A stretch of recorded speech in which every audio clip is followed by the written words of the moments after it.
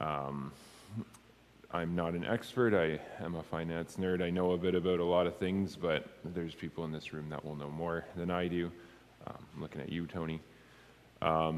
I would love to have a bunch of audience participation. Again, I don't think anyone likes to hear me talking and talking and talking the whole time. We're going to minimize kind of technical questions. If you'd like to kind of get in depth on anything in particular, we can talk about that at lunch, kind of in the open Q&A. We've got some people who know a fair bit about that sort of stuff. Be respectful, so when people are asking questions and stuff like that, just kind of listen. Don't interrupt, sort of thing. This is getting live streamed for if there's anyone that wishes that they could have made it but can't. So it's available for them for that. That being said, if you share any personal anecdotes or anything like that, just let me know if you don't want it shared on the internet. And then the classic disclaimer of this is not me telling you how to prepare everything financially. Do your own research and all of those good things before you make any big life decisions. So today we're going to start with talking about doing well. So Mark Twain said there are 2 times in a man's life he shouldn't speculate. The first is when he can't, the second is when he can. So the idea behind that is kind of speculation can be pretty dangerous. You can lose everything you don't have, or you can lose everything you have if you're not measured in your approach. So investing, what is it? Anyone here have a definition for me about what they think investing would be? Or am I going to be calling names? Mike? Taking what you have and putting it to work? Anyone else?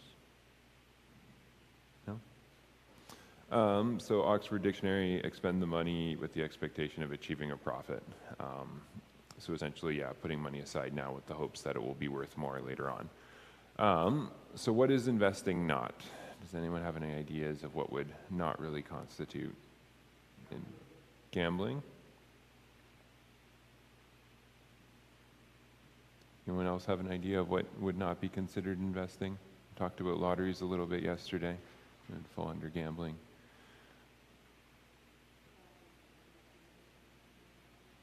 Buying something that isn't going to go up in value. We talked a little bit about buying old sleds and stuff like that, how those aren't probably going to go up in value, but at least they're not going to go down in value. So then what's it for? Again, from kind of a holistic perspective. Anyone know what investing is for? What's the purpose of it? Growing your wealth? So I would say that it's setting aside for the future, and again, keeping in perspective when we're talking about investing from a biblical perspective, we're not just talking about, 10 years, 20 years, 30 years down the road, but what you do with your money now could very well affect you 1 million years down the road or 2 million years down the road in eternity. So always having that perspective when you're talking about, what are you going to spend? What are you going to invest? Again, we talked a little bit about generosity yesterday, but remembering that there's more to life than just this life when you're talking about investing. So it's not just stocks and stuff like that, which is things that we're going to be talking about a bit, but remembering that when you're talking about investing, you do have a much longer term perspective you need to keep in mind. So then investing versus saving, this is a slide that I stole from Kevin Huseman. We did a finance course together a while ago. There's a couple different options for how to do it, and this kind of broadly puts them into 2 categories. One is storing it, so you just leave it in your checking account is kind of the idea. You're going to lose money on that to inflation, which a lot of people don't always realize. $2,000 today isn't going to buy you the same thing that it would have bought you 50 years ago. All you have to do is look at house prices for that and realize how significant that can change. Lending is another option that's kind of a lower rate of return. It's a lot safer. You can have GICs or bonds and stuff like that. He was estimating around 3% for that. And then stocks, you have the chance to make money, you have the chance to lose money on those things. But generally over the course of time, it kind of has averaged out to Kevin was saying, about 8%. One of the things to keep in mind when you're talking about saving versus investing is the rule of 72. Who here knows what the rule of 72 is?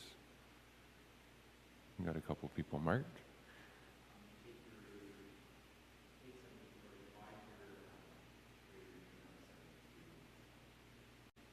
Yeah, so you take 72 and you divide your rate of return. So in this case, if you're looking at lending, 72 divided by 3 is 24.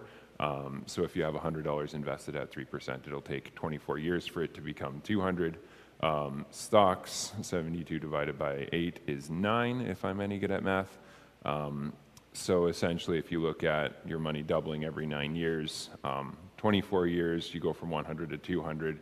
27 years with bonds at 8%, you would go 100 to 200, 200 to 400, 400 to 800. So you see starting early with maybe something that's a little bit higher risk but has a bit of a track record of having better returns can have a pretty significant impact, because over 24, 27 years, your difference is 800 versus 200. So that's a noticeable difference. So just one of the things to keep in mind when you're looking at that sort of thing. So then debt, what would you all have to say about debt? What kind of first comes to your mind when you think about debt?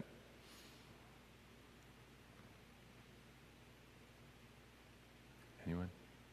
Tony? Use it for Yeah, use it to buy appreciating assets, so things that go up in value. Any other thoughts? So if we think about investing as putting money aside now so that you can have more later, debt is the exact opposite. It's a negative type of investing. So you're taking money from later, but it's worth less today because you're going to be paying interest and all of that stuff on it. So it is the exact opposite of investing. Somebody else is investing and you're paying them the profits from it. Proverbs 22 verse 7, the rich rule over the poor and the borrower is slave to the lender. If you get significantly into debt, it can have a significant impact on your life and your quality of life. So there's good debt versus bad debt. This is what Tony was talking about. If you have credit card debt for a trip that you took to Mexico that you did not pay off and that you're going to pay off over the next 5 years, that would be considered bad debt. If you have a mortgage because you bought a house or you have some sort of an investment account that's got debt linked to it, very much higher risk, but you have a chance of actually getting more on it than you're going to pay in interest. So that's just one of the things to keep in mind on that. Anyone have any questions or thoughts they'd like to add? No? Okay. So next question. We talked about saving and investing. Saving I generally view as kind of the lower rate of return stuff, investing being the higher rate of return stuff. We talked about how if you're investing, you can expect your money to grow a lot faster. So what's the point of saving then if you're not expecting to make as much money? Ange? Okay. Money's available to use. Yeah, so if you can expect to make more money on investing as opposed to saving, because it's a higher rate of return, why would you bother saving? Why wouldn't you put everything you have into investments? So being able to spend it, I think is what Mike just said.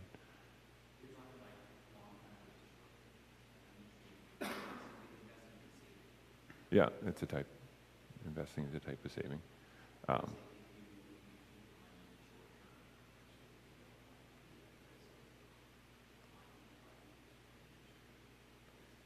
Yep, short term means that you're not taking the risk of decline in value, because again, if we went back to the other slide, you could see stocks have a chance of going up, but they always have a chance of going down as well. Any other thoughts on why we would save over investing? So this, what's this a picture of? A moat?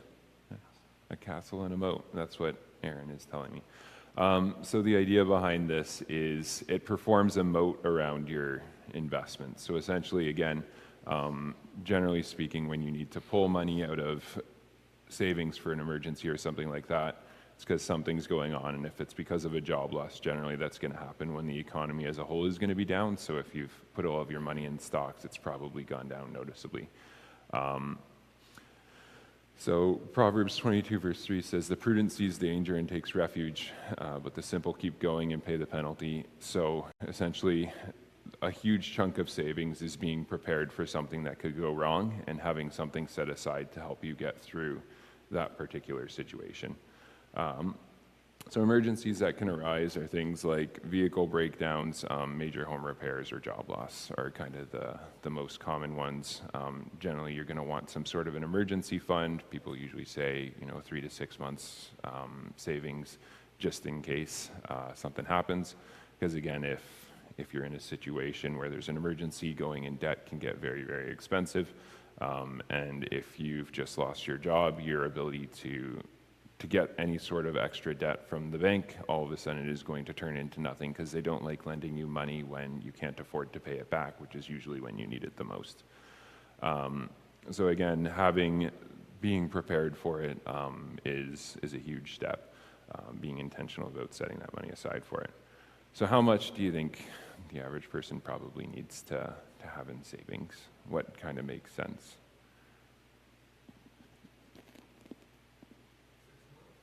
Six months? About 15,000. Yeah, so from our personal perspective, we have a separate savings account for vehicle because you know that your vehicle is going to die at some point. So we've got some money that gets set aside every paycheck to be able to buy a vehicle when something happens or to be able to pay for any sort of major repairs. And yeah, we've also got our emergency fund, which is in case of a job loss or something like that. So our goal with the vehicle is we kind of figure our vehicles are going to last, so many years. I think generally people say count on about a year for $1,000 worth of vehicle that you purchase. Again, different brands will have different lifespans and stuff like that. But that's kind of what we count on, roughly. So then we get into why should we be investing? So again, the higher risk stuff, why should we be taking the chance on, maybe getting $10 on every $100 that we spend or we invested this year versus maybe losing, $10. What's the advantage of doing that if we don't know for sure that money is going to be going up and be there when we need it? Because it's long term. And historically, it's generally gone up over the long term. Any other ideas? See how many people recognize this image. Do we want a giant vault full of gold that we can go swimming in? No? Nobody wants to be this guy, it's just me? Okay. This doesn't actually work in real life. If you dive into a giant pile of gold, you don't swim. But you could afford to pay the medical bills afterwards, so that's at least a plus. So Matthew 6, "Do not store up for yourselves treasures on earth where moth and rust destroy, but store up for yourselves treasures in heaven." So when we're talking about investing, I think this is a really important thing to always be keeping in mind, is what are we setting money aside for? There's nothing wrong with setting aside money for retirement or something like that. I was having a great conversation with someone about it yesterday, actually, about being prepared to retire. And a lot of the times when people retire, they think that they might not be having any income, but stats are kind of proving that sitting at home watching TV when you retire is not good for anyone.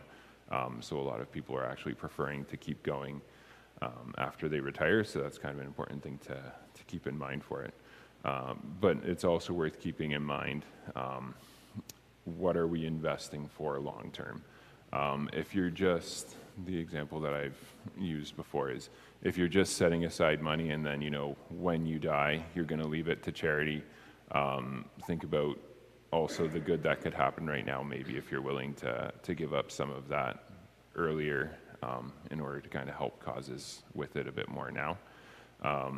The example, or sometimes people will say, maybe I'm going to invest it really well and I'll be able to triple it in a couple years, to which I usually talk about, in the Psalms, I don't know, maybe it's not the Psalms, I think it's in one of the Judges where God's talking about, it's not the money of the tithes that I care about, it's your heart. He talks about the cattle on 1,000 hills are his. If he's hungry, he wouldn't let his people know. God will provide for his causes one way or the other, but again, what we do with our money and what we investment is a litmus test for our lives and for our hearts. So just something, again, to keep in mind when we're talking about investing, because we're going to get into a bit more of the financial investing, but that's kind of one of the harder things to bring into it, and that can easily get lost track of. So saving for a house. I don't know how many people here are still saving for a house, but that's one reason to invest. Again, if you can grow it faster than the price that houses are going up, then you won't lose your down payment money. It won't become kind of a moot point if you are putting all of your down payment money in a checking account and housing prices keep going up. That just means that you got to save up more and more every single year. Saving for a child's education. I'm just curious, how many people here who have kids or who had kids at home, how many people saved up for their child's education? Yeah, we got a handful of people. I know this is one of those things that sometimes gets a little bit interesting because a lot of, myself included, kind of have the perspective of I paid for my own education, I can count on my kids to do it. But I also understand the value of setting money aside to help your kids. We'll get into living legacy a little bit later, and I think that's a great way to do that. And then obviously saving for retirement is super common. Some people really like CPP and OAS and that those are going to be there, and while they are safety nets, you can talk to some people who all they have is those things and see how much extra money they get and how lucrative that is. Generally, I think it covers your basic costs is mostly what it's meant to do. So a lot of people, if they want to travel or visit their grandkids and stuff like that, it becomes really hard to do if you haven't been setting money aside for it. So how much should we be investing? Yep.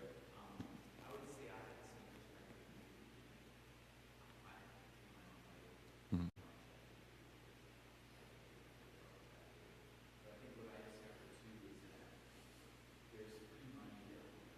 Mhm.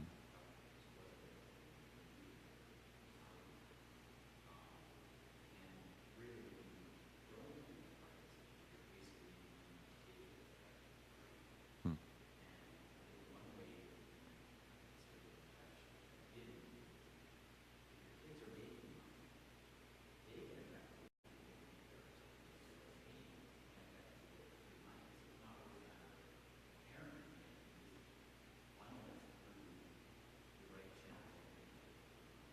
Yeah.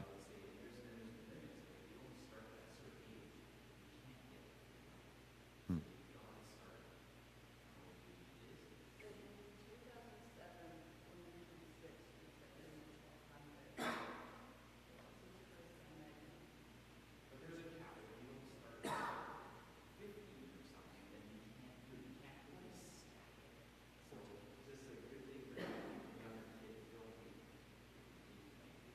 Yeah.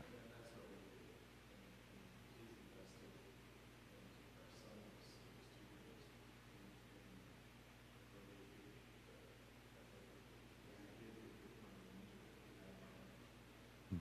Yeah, RSPs are a good tool for that.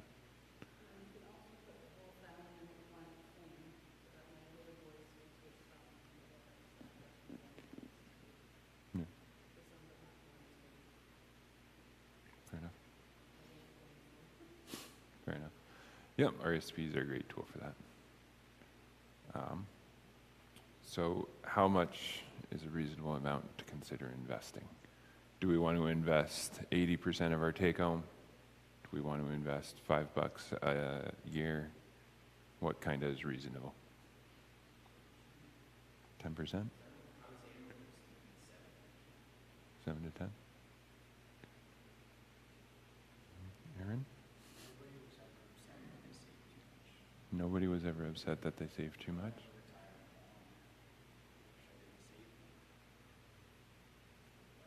I wish I saved less.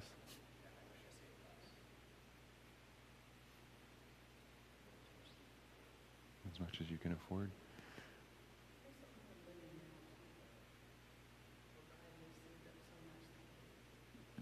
Yeah. Yeah. Yeah. Making sure that you're living now and that you're not just putting everything aside for retirement. I would fall kind of in the mark category. I would probably say 10%. Again, if for no other reason than similar to I was saying with giving and tithing, it's just really easy when the money comes in your bank account, knock off the last number, move the decimal, lickety split, it's done. So 10% is kind of, I think, the general consensus on how much to invest. That being said, something is better than nothing. So if 10% sounds absolutely crazy to you right now, just getting started and getting in the habit is always an enormous thing, even if it is $5 a month or $5 a year. Just getting started on something sooner than later. Again, you look at what we talked about with the rule of 72. If you're investing in stocks, you can expect it to about double every 9 years. So if you can even get started with a little bit 9 years or now, as opposed to 9 years from now, where you feel like you can afford to start actually shoveling enough money in there that you think it'll make a difference, you'll still see some growth and you'll see stuff happening with it. And again, you're building habits and you're being intentional is a huge part of it. So next up is investment vehicles. So by this one, I mean what's different things that we can invest in, not accounts. That's kind of, I think, the next slide, but different ways that things we can use our money for that we can expect them to go up in value. Angie, what's something we could invest in? Real estate? Tony? Land?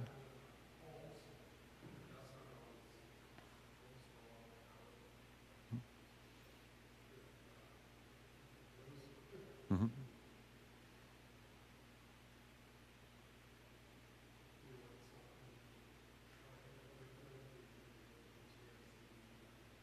GIC, yeah.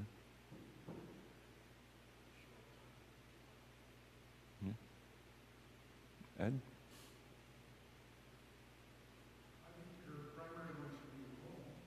Your home? Your kids? Yeah.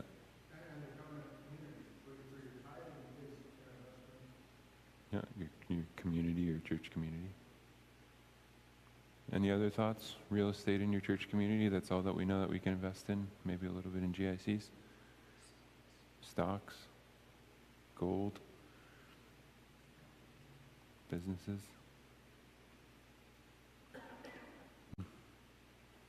Oh. Nobody thought about high-end sports cars? No? So not a practical investment for 99.99% of people, but just for fun anyways. Checking accounts, don't expect any sort of rate of return. If you're lucky, you might get a fraction of a percent from your bank. Mostly you're just going to be paying fees for it. But it is a type of I consider it a type of investing in the fact that it's always good to have some sort of a float on there, because if you don't have a line of credit associated with it, and your credit card payment comes due and you had $0 in there, you're going to be paying fees and stuff like that. If you do have a line of credit associated with it, you're going to be paying interest and stuff like that on it. So not something you want to put tons of money in, but you always want to have something in. A savings account, again, generally for something short term. Very, very easy to access. All you got to do is hop on your online banking and you can transfer it over. A high interest savings account, pretty much the same thing, but you usually get a little bit more interest, some sort of promotional thing. Usually they make it some sort of an online account. GICs, so those are investments that you put it in, you know what your interest rate's going to be. And then if you try to access that money before the GIC is due, so if you invest for 3 years and you want to take it out in 2 years, anyone have an idea what happens to all the interest you've earned? You lose it. It's gone. You can get redeemable ones. The interest rate on those are lower. So GICs are great for if you know that you're going to have an expense coming up in 3 years. If you know the roof's going to need to get done, you know that money's going to be there, but you got 3 years, then you can chuck it in there for that. Bonds, Tony, you want to explain bonds?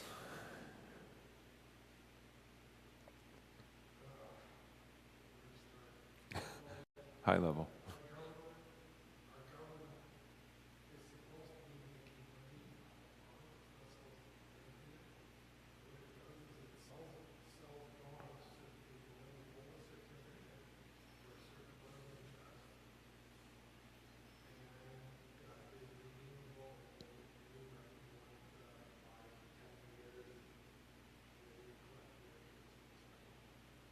Yeah. So bond.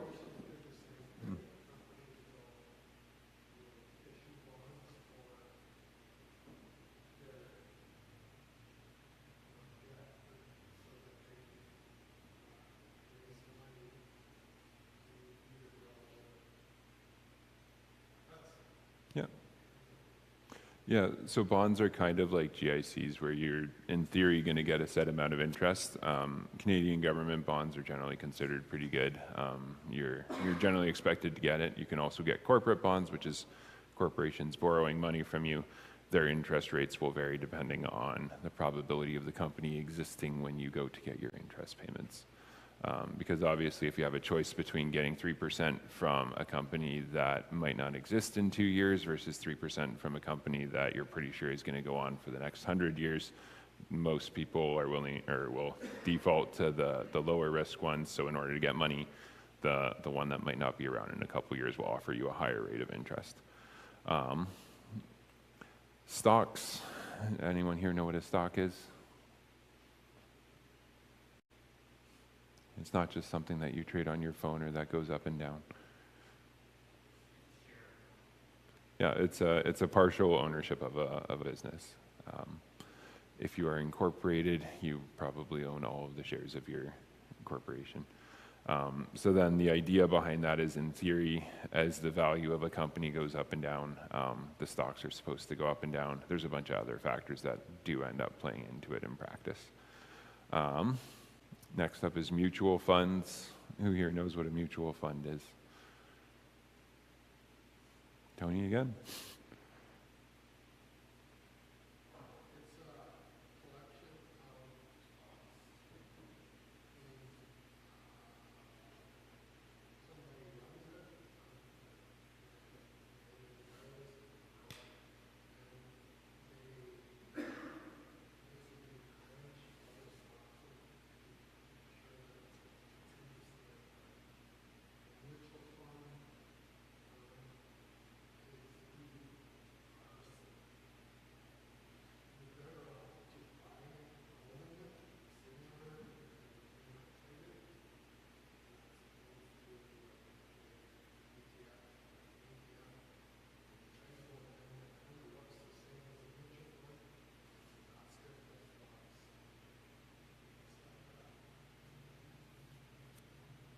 Yeah.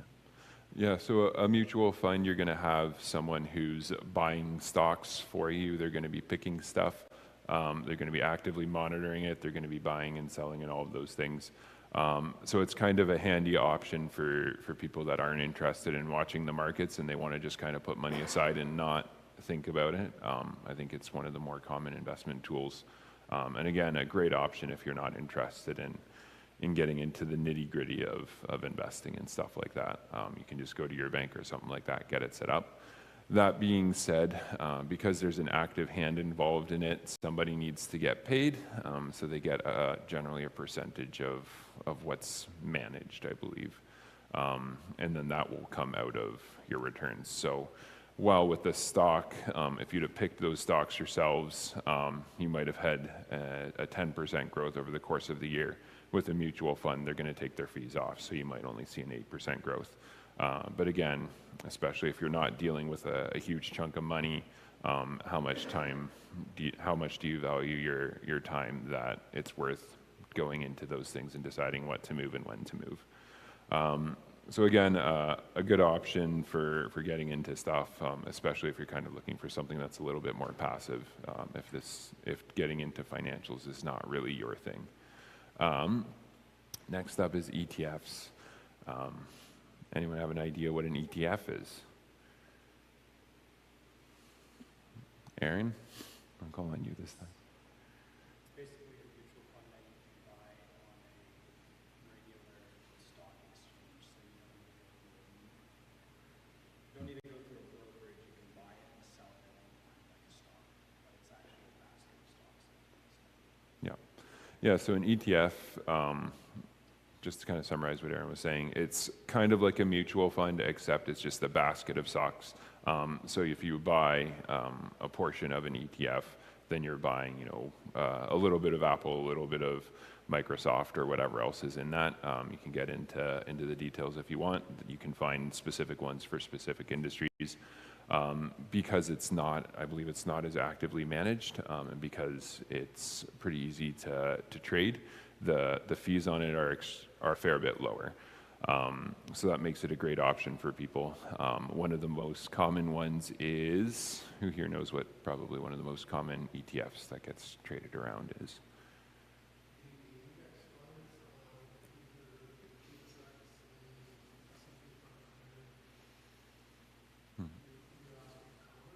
Yeah, common.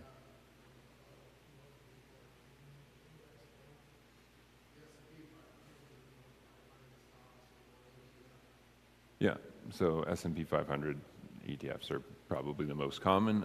Essentially what that is the roughly 500 largest. I think it's a little bit more than that, but they say 500 just because it's a nice round number. So roughly the 500 largest businesses in the US, they buy a certain percentage of each of those companies.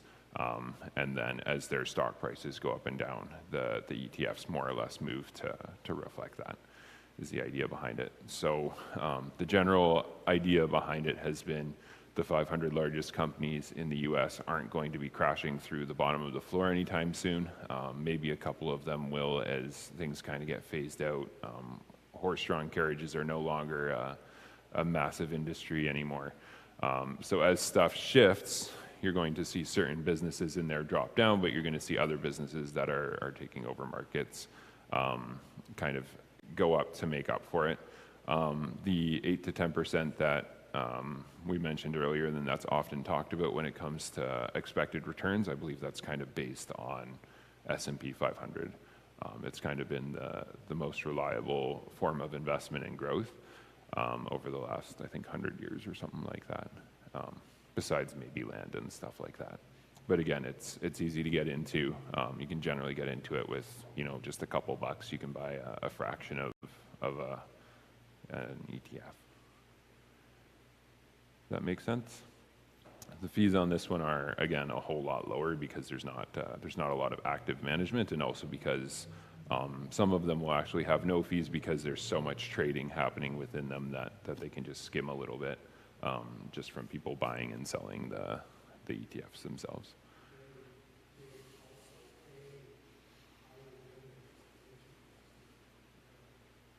Yeah.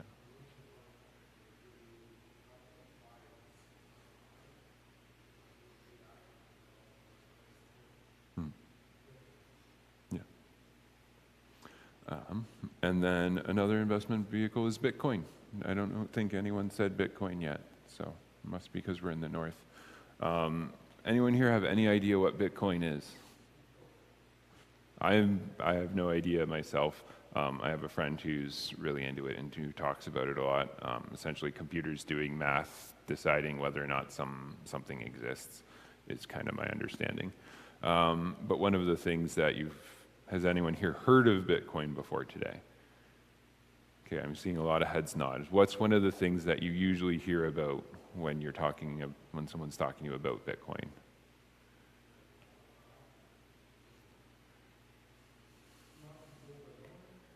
Yeah. It's decentralized, so it's not controlled by any government, and the volatility of it is a huge thing. Usually when people are talking about Bitcoin, they're talking about how it's doubled in value in the last month, or they're talking about how it's halved in value in the last week. So again, when you're talking about, I apparently went backwards, when you're talking about investing in things that you don't understand, be aware of the fact that there's a lot of risks involved. My personal outtake on it right now is part of the reason it's so volatile is because so many people who have no idea what it is are putting money into it because of the fact that it's gone up so much over the last few years. Aaron, what's one of the things that you always tell people when you're talking about expected rate of returns? Historic versus future? Past returns do not reflect.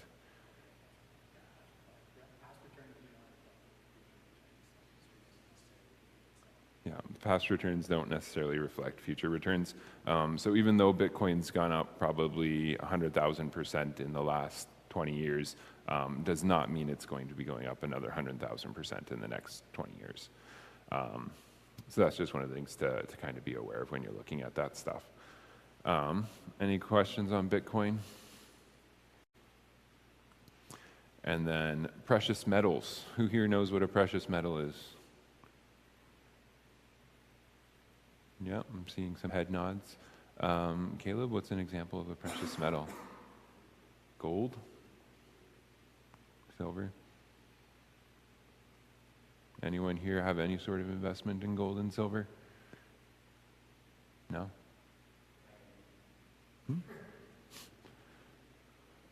My wedding band? My wife would probably get me in trouble if I sold it though. So. Yeah, gold and silver are kind of the most common ones. You can get in diamonds and platinum and all of that stuff. It has been going up significantly over the last couple of years. I don't know if anyone, or over the last year, I don't know if anyone's noticed that or not. One of the things that I find really interesting with precious metals is that they kind of move the exact opposite of people's confidence in their government and in the state of the economy.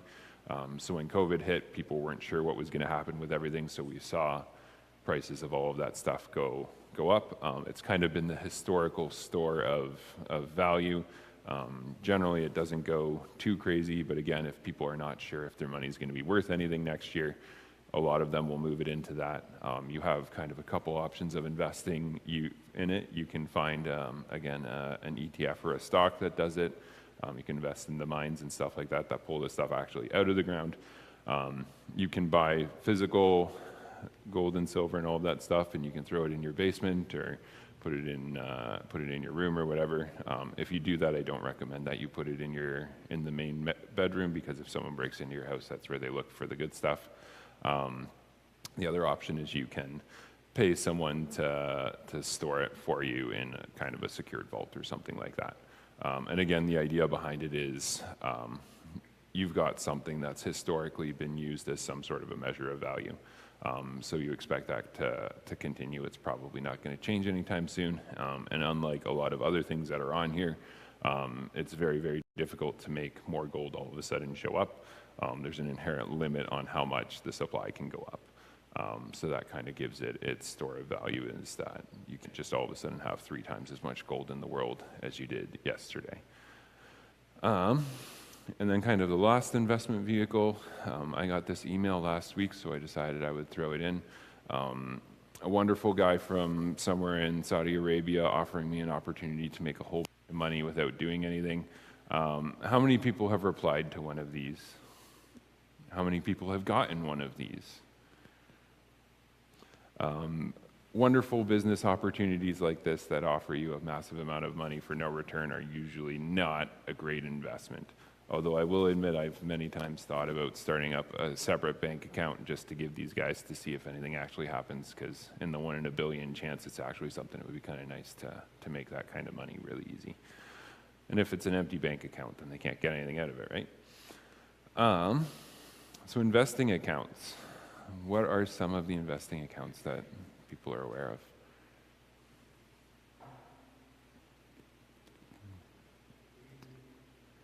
So this is where we kind of get more into, like, you go into the bank or something like that, you open up an account. So like, I'll give you the first one, like a savings account would be an example.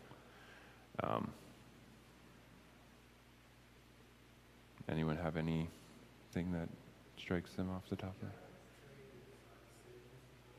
Yeah. Mm-hmm. So we've got, and I've got a high interest savings account. Yeah, you can't trade inside of these. You can't do stocks or anything like that. You leave money in there.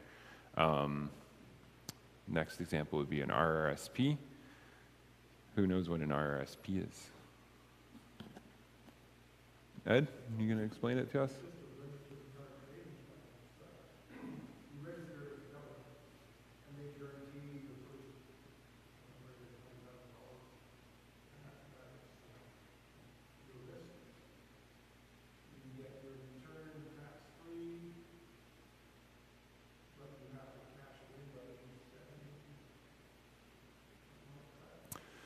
So we actually, Aaron made a nice little handout for it. There's a bunch of them on the table in the back if you guys kind of want the Spark notes on them. So, and again, you want to give them out? Aaron will go give them out then. And if someone believes I'm wrong when I'm talking about these things, let me know. One of the things with government investment accounts is they give them fun names, and then the names don't actually always reflect what they do. So with an RRSP, it's what's called a tax deferral account. Essentially what it is the money that you put in now, you get to claim back on your tax return. So if you put $1,000 in there today, then when you file your taxes, you get to reduce your income by $1,000. So that means you're paying tax on $1,000 less. But it means that when you take the money out, then you're going to get to pay taxes on it then. So if it's grown to $10,000 and then you take that out when you retire, or even before you retire, you now get to add $10,000 to your income and pay taxes on that at that point.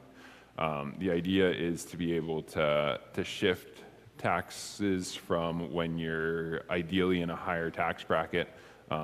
So when you're paying, 30, 40, 50% of whatever you make to the government, you put money in an RRSP, you get that money back on your tax return.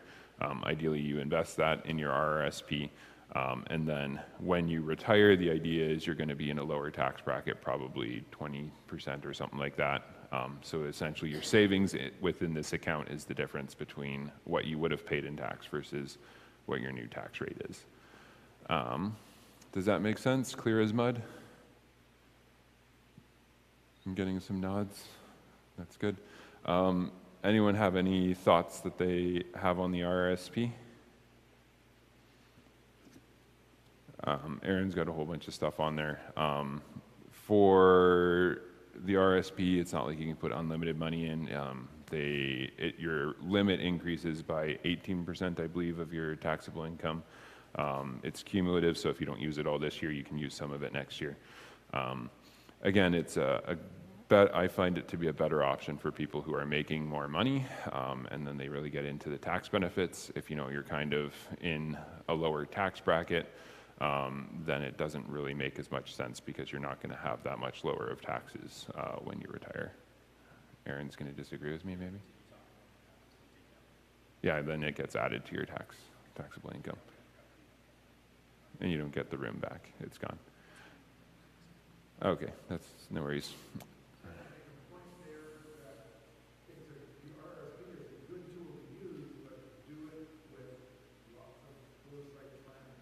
Yeah, it's much more planned and thought out, one of the accounts, again, because of the tax consequences involved. What's something that you can get in your RRSP? Tony, what's something you could invest in your RRSP? Does it have to be a savings account? Is it just putting your money in a checking account and letting it sit?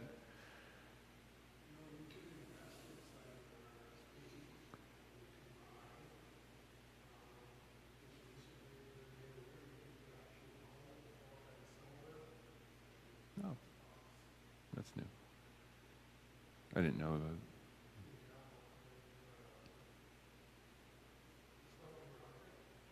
No, I didn't know you could put gold and stuff in there. Okay. Yep. So yeah, you can invest in stocks, you can invest in ETFs, you can invest in mutual funds, and Tony's telling me now that you can invest in precious metal if that's kind of what you're interested in. Any other thoughts on RSP before we go?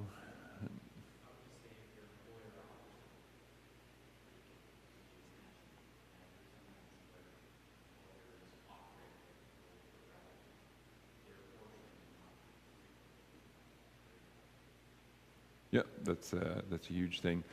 Some employers offer matching on it, so then it's quote unquote free money. So if you're going to put in 3%, they're going to put in 3%. Why not take it and get that extra? Yeah.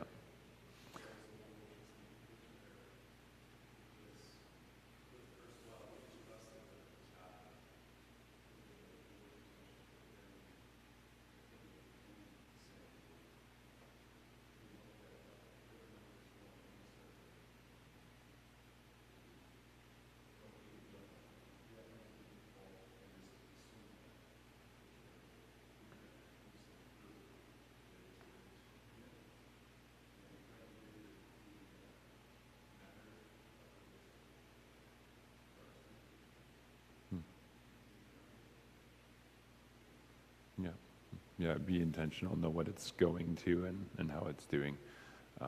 Get it working well for you early on. The next account, a tax-free savings account, TFSA. Who knows what's tax-free in a tax-free savings account?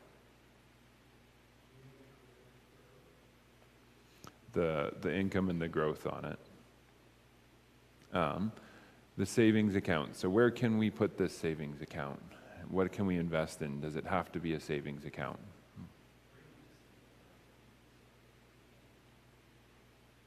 Yeah, it's the same as an RSP.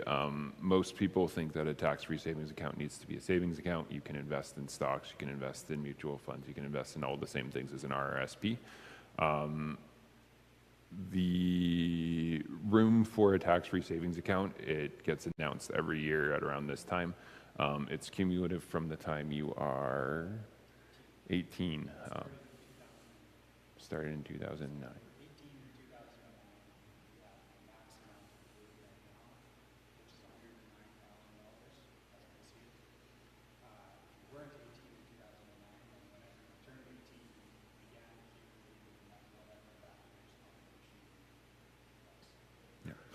So the contribution room in this, it accumulates automatically. It is a great vehicle in my mind for if you're doing things, up until recently, it was a great thing for saving for a house or stuff like that, because all of the growth that happened in there you would get back, or you wouldn't pay any taxes on there, so whatever's in there you can pull out at any point. You do pay taxes on the money before it goes in, which is why it's different than the RRSP in that way. It's a great option, I find, for if you're looking for flexibility, because with a tax-free savings account, you can take money out. You lose that contribution room till the end of the year, and then in the new year it refreshes and you get that space back. Something that I realized after the fact was, if you've got $10,000 in there, it's grown to $20,000, you take the $20,000 out, you get that $20,000 room back. It's not based on what the original amount was. So that was kind of handy. I like it for people who are kind of in a lower tax bracket, again, because the simplicity and the access to the funds in an emergency and stuff like that, I find it to be really helpful for that sort of thing. I think it's very uncommon for employers to offer some sort of a matching program with the tax-free savings account. Usually they'll do it just with an RRSP. But it's one of those things that if you are kind of in a lower tax bracket, it might be worth having the discussion if your employer is offering some sort of a matching program to see if they can do something with the tax-free savings account. Does that kind of cover the gist of that? Anyone have anything they want to add on it? Anything I missed?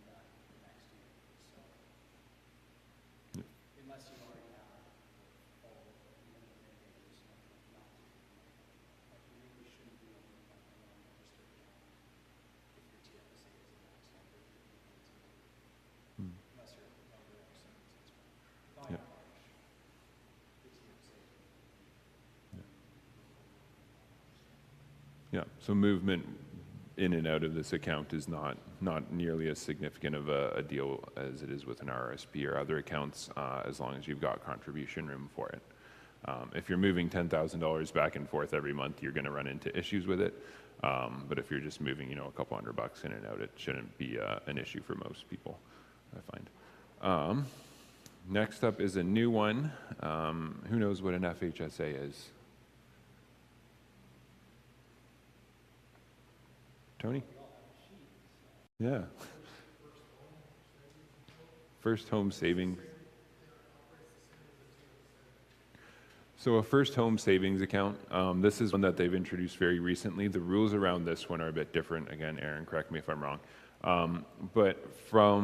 It's different in the fact that the room accumulation isn't automatic. It's based on when you first open the account.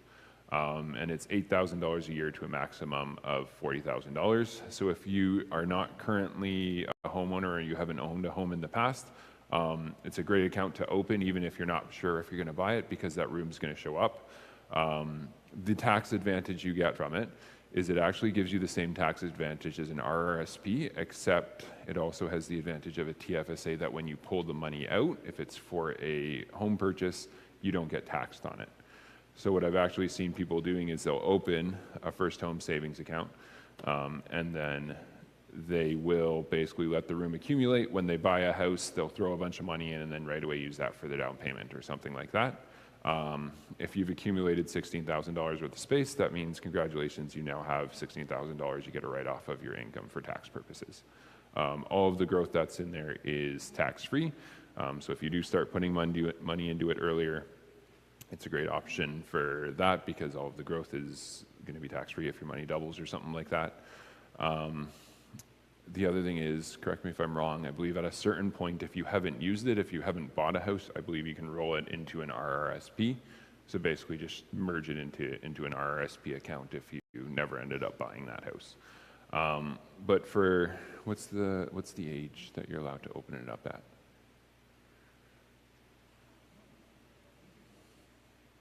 Okay, like when you're 5?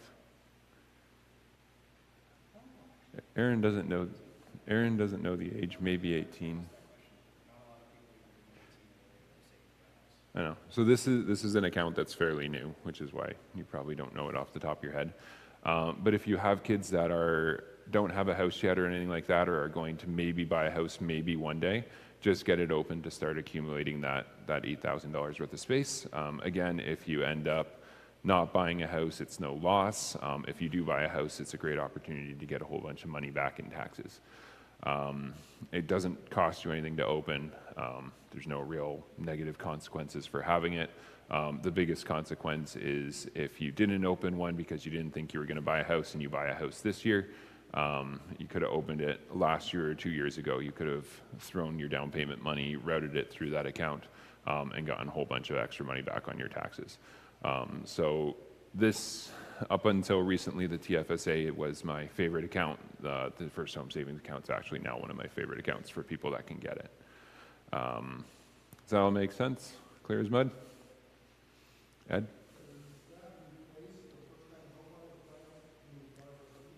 No. There are people, so again, it's a new enough account that there's people that are using loopholes. So they are using the home buyer plan from the RRSP, and then they're shifting it through their first home savings account, and then they're using that for their down payment, and then they get the write-off as well. So the home buyer plan, is that what it's called? The home buyer plan with the RRSP, it basically lets you borrow money from your RRSP tax-free. There's the stipulation that whatever you take out of there, there's a bunch of forms and paperwork you got to fill out, but what you take out of there has to get repaid over a period of time. I think it's 5 years or 15 years.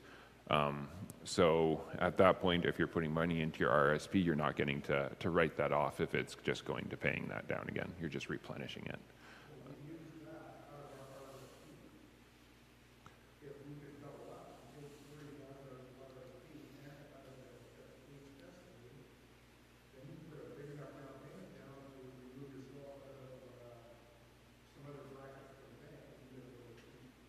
Yeah, so the money that's in the RRSP, you've already gotten the tax break at some point. I don't think it would be recommended that, and Aaron would know more. I'm not even going to go there. Talk to a financial advisor if you have crazy plans. I'm not going to. But yeah, there are people that are using this thing in weird and wonderful ways. Just be aware of the fact that there might not be a rule yet, but the CRA it's not uncommon for them to come up with the rules after the fact and apply them to you as though they existed beforehand if there's a lack of clarity. So make sure you've got things documented and you've got someone on the hook when you make those decisions. And I don't want it to be me. Back to the disclaimer. Any other thoughts or questions on this? You kind of mentioned this too, but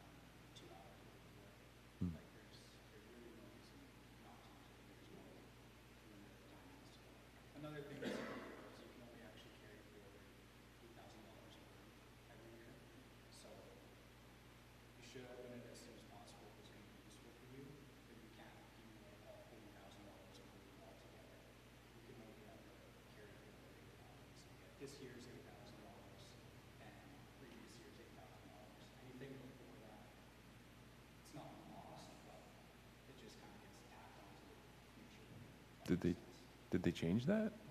No, that's not. Oh, It's just been so recent is it- that only okay. came after like this year. Oh, okay. Yeah, because I haven't heard that before. That's good to know. $16,000 is the max cap. Okay. So you can only carry forward $8,000 from last year and then your limit from this year, not the full $40,000 if it's been open for 5 years. That's fascinating. I haven't heard that yet. That's why.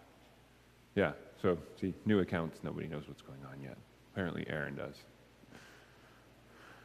Huh, fascinating. Next up is RESPs. Someone talked about it already. I know very, very little about RESPs. It is the account that I probably know the least amount about. Does anyone have questions about RESPs? If you do, I'm going to defer to Mark and Aaron for this one, I think. Mark doesn't like me putting his name out there for this one. I'll defer to Aaron for this one. You want to do your spiel? Yeah, you just stand up and explain it. Okay. So an RESP is a registered education savings plan. It's what you use to save money for your children. You can open one as soon as your kid has a social insurance number, so as soon as they're born, essentially. The way that it works is the government gives you grants based on your contributions. They match 20% of your contributions every year to a limit of $500 in grants. So you put in $2,500, the government will give you $500 for free to add to that account. If you're a lower income family, there's a chance that you could get a little bit more.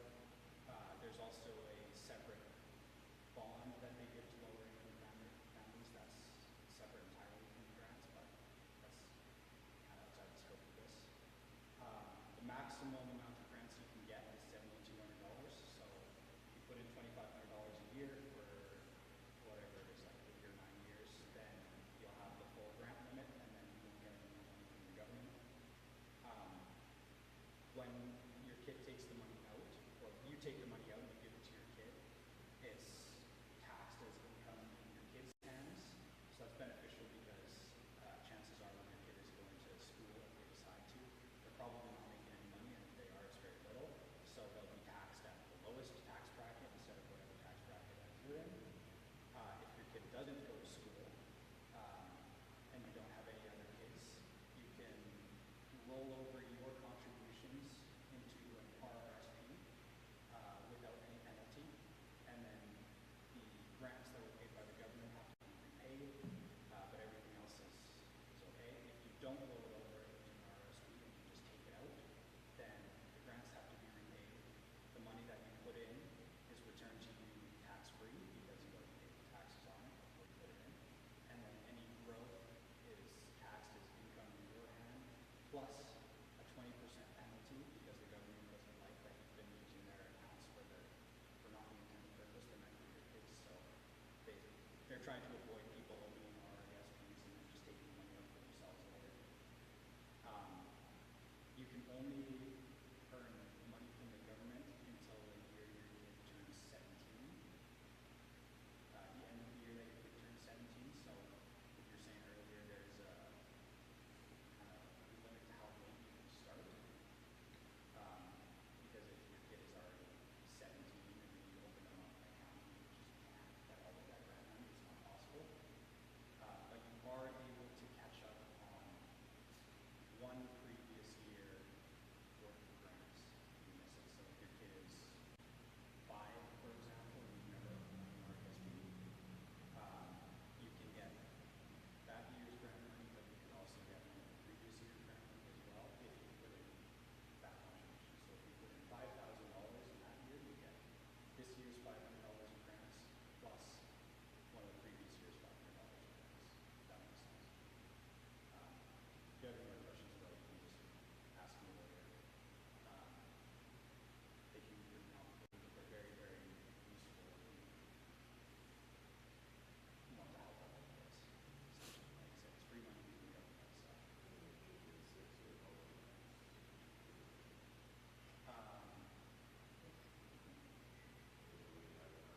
Really? Oh. Learn something new.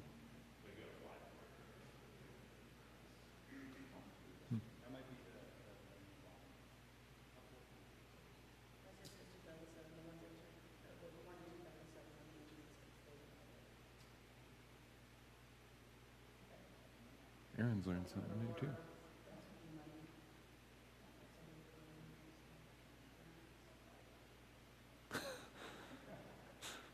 Even Aaron's learning stuff. There's one other investing account on here that I don't have listed on here. What am I missing, Tony?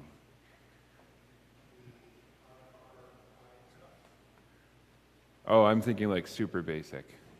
If you don't have, there's a bunch of extra ones that he's got on there. We've got all of these accounts that the government gives you all sorts of fun tax incentives to use. What do we do if we don't have any more fun tax incentives to use? A non-registered account.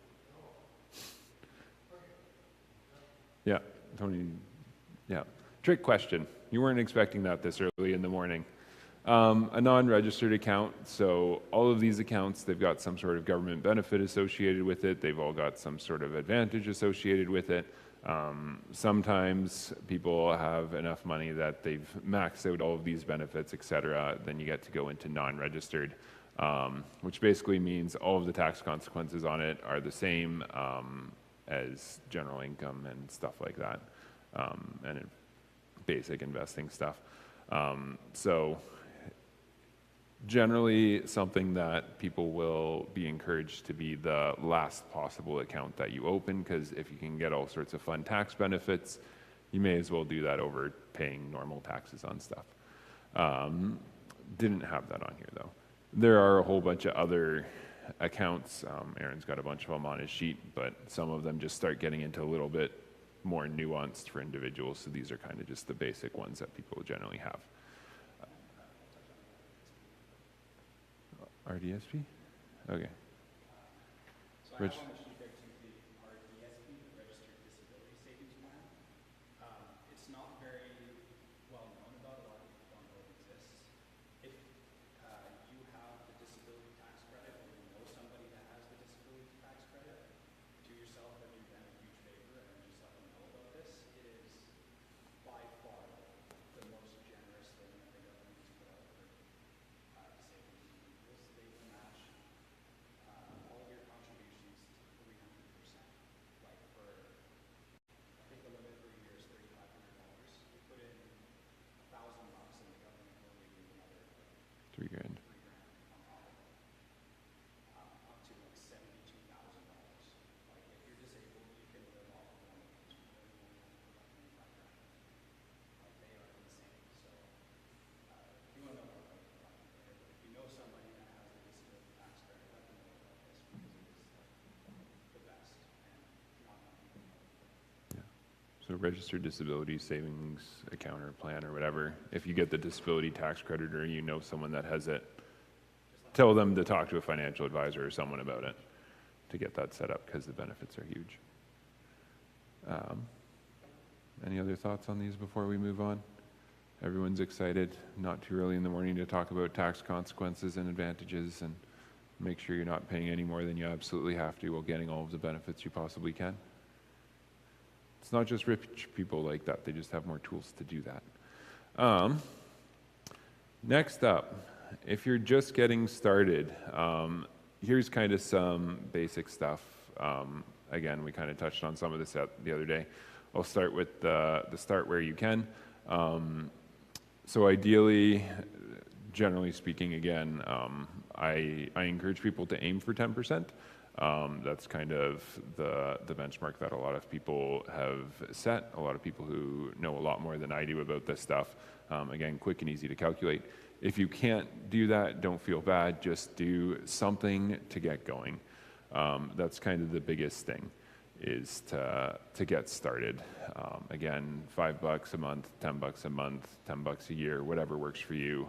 Just get stuff going, get these accounts open, and be aware of what they can do for you.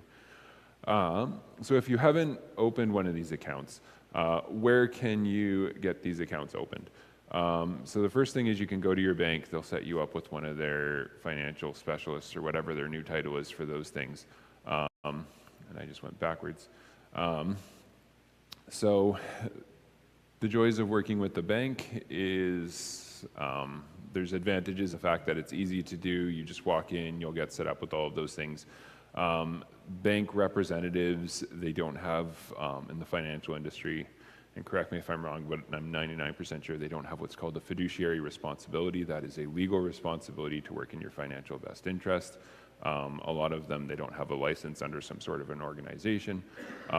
So their only responsibility is to work for the benefit of the bank. That's why I find a lot of them have, when I've gone, they've really pushed mutual funds and things like that, because the bank makes money on the mutual funds. They don't make money on the ETFs because they get the fees and stuff like that. You can have a financial advisor. There's a couple options for financial advisors. Kind of the classic historic one is a commission one, where kind of like the bank rep, they get their money based on, you know, everything that they sell you, whether it's insurance or investments. We have a new for fee financial advisor over here. So that's if you don't want to be paying someone, you know, 1% of your investments over the course of the next 50 years, you can give them a whole bunch of money up front, and he'll make you a nice little plan and all of those things and take you out for coffee or something.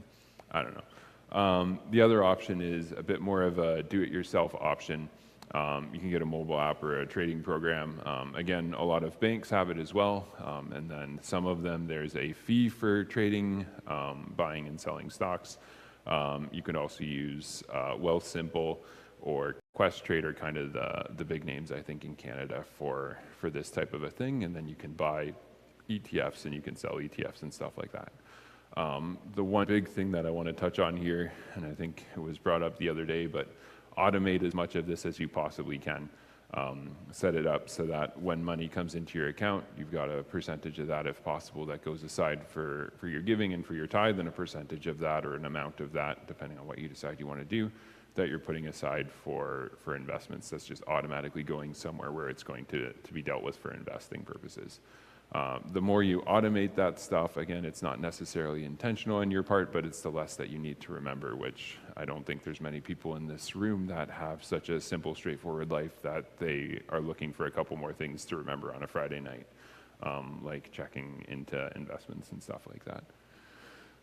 Does that kind of make sense? Clear as mud? Not too many blank stares? Aaron's going to tell me about why for fee financial advisors are the better option.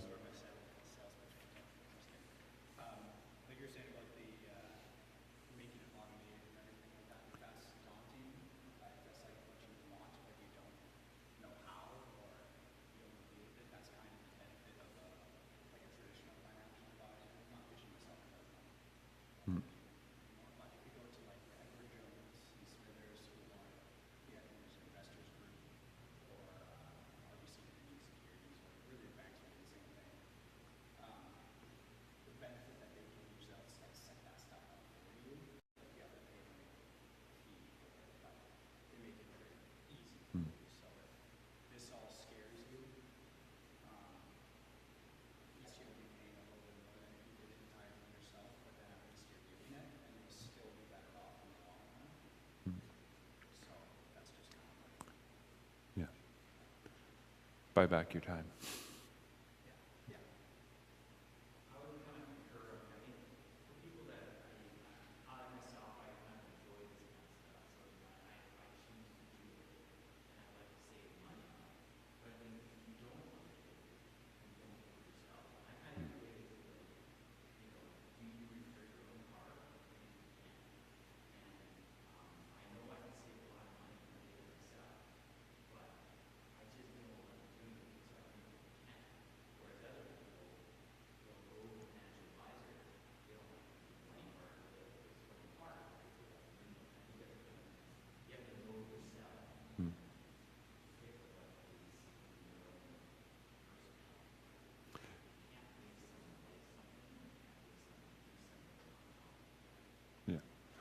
So kind of not one of these options is necessarily the best for the different ways to get started. Kind of pick something that's not going to be overwhelming for you. If you're really into looking at company financials and you love playing that game and you like watching things go up and down over the course of the day or whatever, maybe then doing a more do-it-yourself approach is better. But if you're not interested in that, if you have a small amount of money, if it's just not worth your time to try and manage that yourself, like feel like there's no pressure. Like 100% go for someone that's going to manage it for you, and then essentially what you're paying them for is your time and your stress back, because there's only so many things you can do over the course of the day. But again, automation is a huge thing to help keep that thing going. Does that kind of summarize, do you think? Just a bit? Yeah. Tuni?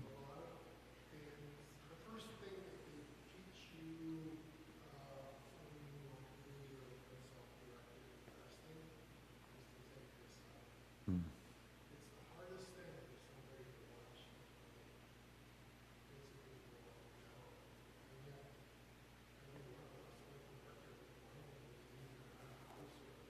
Mm.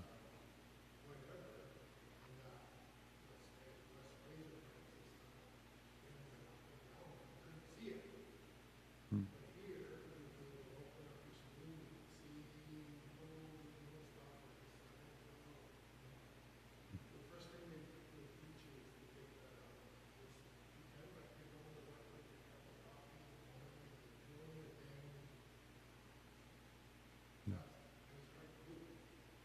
Yeah, investing can be stressful a lot of the times. I don't know if we get into it later, but if you do a financial advisor or something, they'll give you some sort of a risk assessment, see what you're okay with. Are you okay with it going up 20% and down 25% the next year? Just to make sure that when you're getting your statements, it's not going to make you freak out and sell.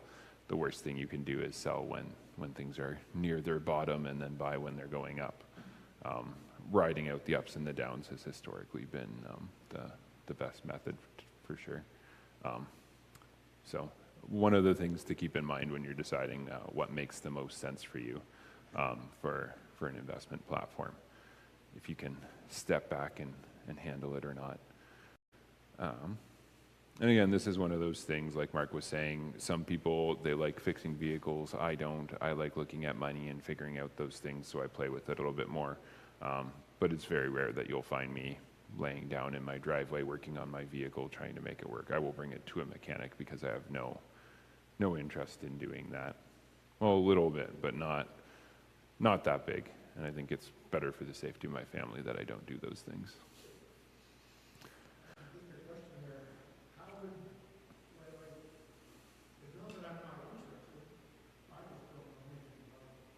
About what?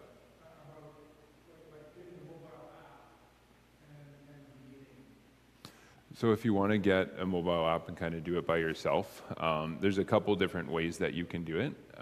Tony is a fantastic resource. He offered to talk to people, talk their ears off about how to do financial analysis and pick companies and all of those things. The other option is, again, going back to, you can buy ETFs.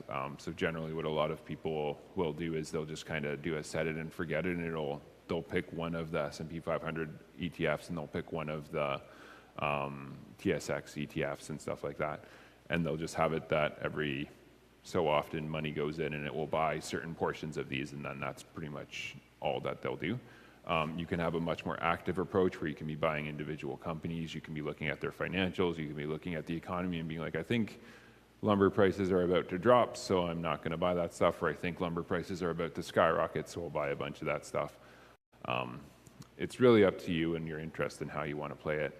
Otherwise, you can sit there combing through financials trying to find something that all of the computers missed. It's 100% up to you.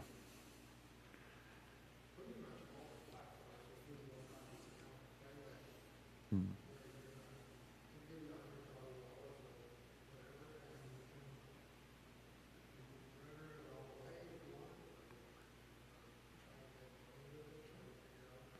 Yeah. Yeah.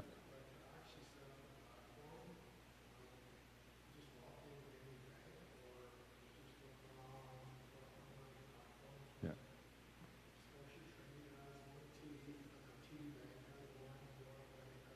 Hmm.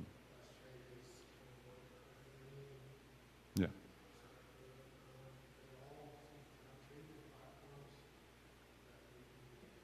Yeah. So a lot of trading.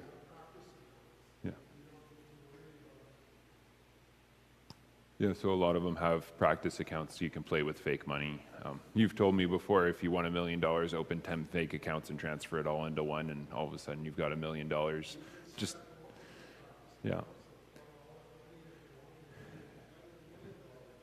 Yeah. Yeah. Yeah, exactly. You don't have to use your money. You can set up practice accounts and use fake money. And I think you kind of alluded to it, but these places, they make money on you using them to invest. So they have all of the incentive in the world to make as few speed bumps for you in the process as humanly possible. They're going to do the least that they possibly can to inhibit you from throwing money at them, because that's how they're going to make their money. Yeah, that's kind of, does that answer your question, Mark?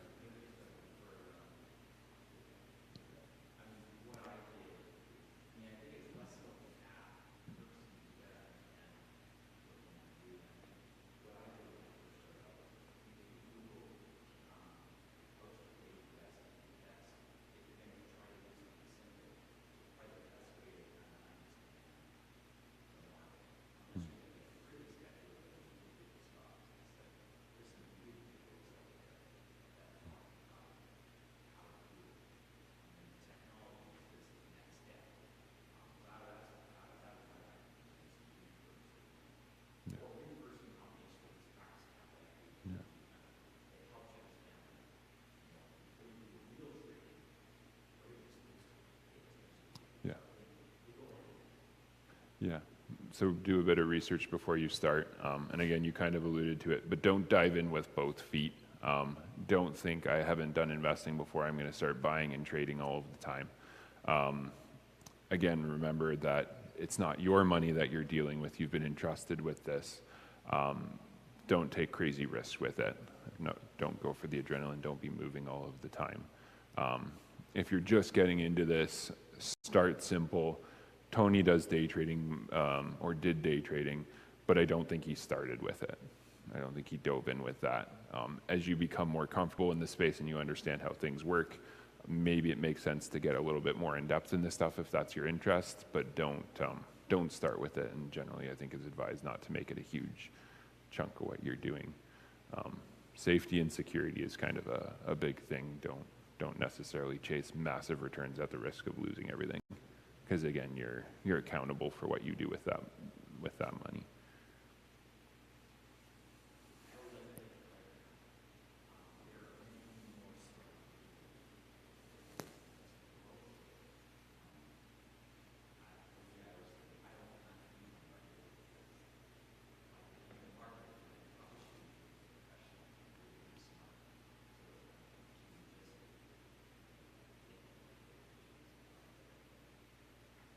Yeah, so beating the market returns of a lot of the ETFs is actually very, very difficult.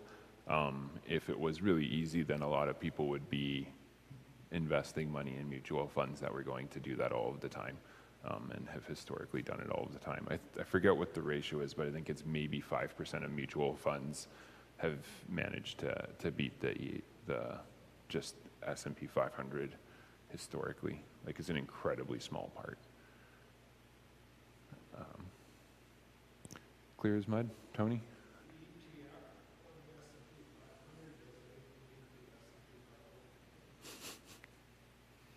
Yeah, because of the fees. Yeah.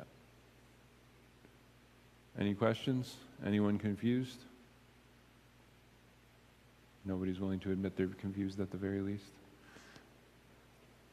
Okay. And then I accidentally did those wrong. So what's the biggest things when it comes to investing? What's the biggest things we need to remember after all of that jitter chatter?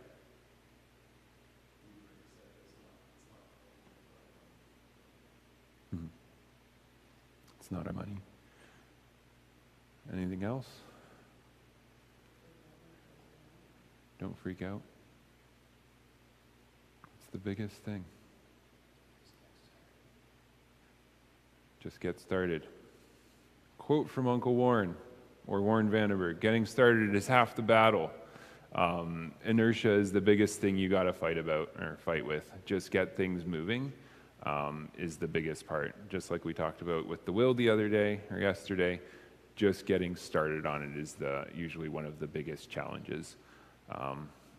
So hopefully, after you guys call a lawyer or a notary in the coming week, if you don't have a will, to get a will set up, the next thing that you're going to do is maybe call your bank, maybe look up some financial app or something like that, but get something moving with some sort of investment.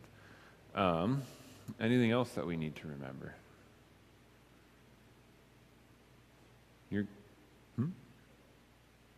The rope, we'll get into that again. Yep, you're not just investing for this life, you're investing for the life to come. So don't solely focus on this. Don't let this become the be-all and the end-all. When you see it go up, don't think you're doing awesome. When you see it go down, don't think that you're worthless. Our worth comes from more than this, and at the end of the day, you will die, and you will most likely leave some of this behind, unless you're one of those people who want the last check you write to bounce. This one's for you, Aaron. Fail to plan to fail. If you're just going to wait and see and you don't have any idea of what you're doing, again, going back to the Seneca quote from yesterday, if there's no port that you're sailing to, no wind is favorable. So a huge part of this, and again, I was talking about this with someone yesterday,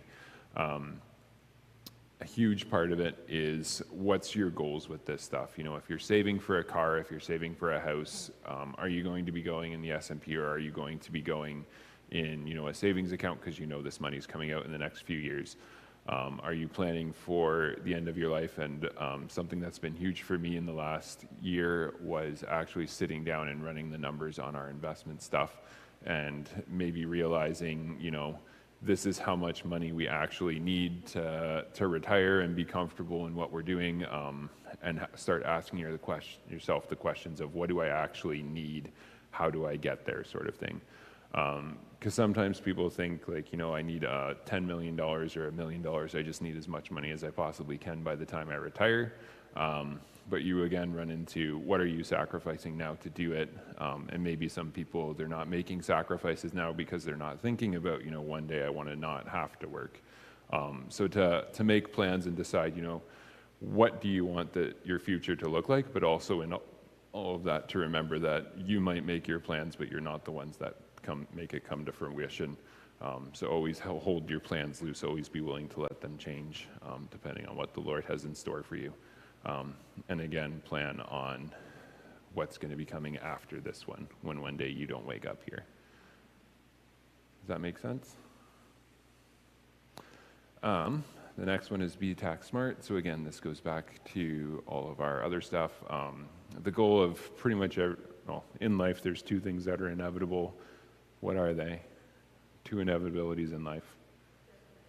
Death and taxes. One of them, there's nothing you can do to make your death more efficient, in a good way at least. I should have thought that one out before I said it. But there are things you can do to make your taxes more efficient.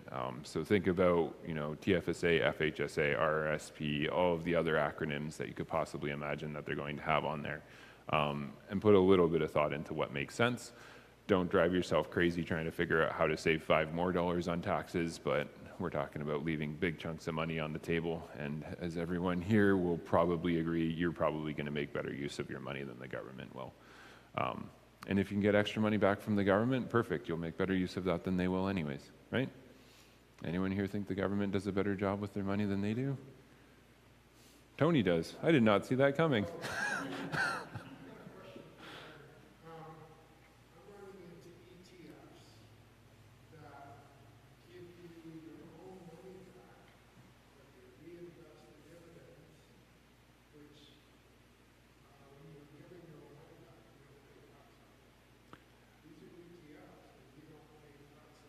Is this a question we can save for out there? A little bit more. I think that's a little bit more technical. I get what you're saying. So one last thing, and this kind of was touching on what Mark was saying. You don't need to be an expert. I'm not an expert. Most of us in this room aren't experts. There's a couple people here that know a whole lot more and have done a whole lot better with their money than I have. But again, getting started. not feeling like you need to know everything that you're doing before you get going is a huge thing. Realize what you're good at, what you're not good at, make your decisions accordingly. If you have no interest whatsoever in looking through financials, don't be buying individual stocks. But don't feel like you need to know everything about how economies work before you start putting money aside for this stuff. Does that make sense? And then the next one, a net worth statement. So who here has ever done a net worth statement or knows what it is? Who here before yesterday knew what a budget was? Yeah. So net worth statement is one of the ones that I actually never really thought much of until a couple years ago. Essentially, the budget is money coming in and out here and now. A net worth statement is you comparing the value of what you've got from one point in time to another. In accounting, the budget would be an income statement. This would be your balance sheet. So the idea behind this one is you're not getting bogged down in money coming out, grocery money coming out, kids' clothes money coming out, whether you worked an hour of overtime or not. You're kind of comparing how much wealth you've accumulated over a period of time by saying, this year I was worth $10,000, last year I was worth $5,000, so that's been an increase. It's a really helpful tool for people if they feel like they're spinning their wheels to have the time to sit down, be intentional, and think about what you're doing. You include things like what you have in your investments, what you have in your checking account, what your house is worth, and then you take off your debts is kind of the simple part of it. What you have minus what you don't, or what you owe equals what's left is yours. It's a tool that I found out recently about in a discussion with someone, and they told me that this is actually one of the most powerful tools you can do in personal financial planning, because it really helps you keep track of where you are at on your list of goals, a lot more so than a budget will do. Does this make any sense to people? It doesn't need to be super crazy in depth. You don't need to go down to pennies and all of that stuff. You don't need to worry about every little thing, but it's kind of a handy thing to look at and to see, are we going up? Are we going down? Are we staying the same? And then kind of make the decision if you're comfortable with how it's going based on where you're at. That's kind of the gist of that one. I think Lauren went in and started some coffee, so we can have a coffee break now if people want. Or if you guys want, we can keep going. It's up to you. I think Lauren's got coffee back there and maybe some snacks. What do you guys want to do? Pause? Keep going? Pause? We can pause.